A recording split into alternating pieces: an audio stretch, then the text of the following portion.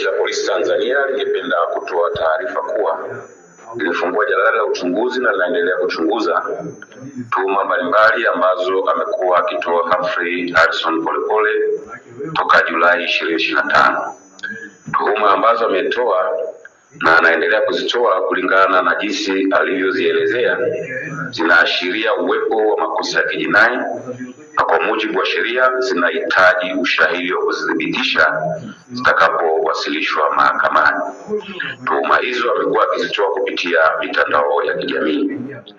Baada ya kufungua jalada na kuanza uchunguzi, Jeshi la Polisi, mbali na kukusanya ushahidi, limekuwa likifanya jitihada za kumpata ili aweze kutoa maelezo au ushahidi na vielelezo vitakavyothibitisha tuhuma hizo, ili kuwezesha hatua zingine za kisheria ziweze kuchukuliwa kwa mujibu wa sheria, na ndivyo utaratibu wa kisheria ulivyo.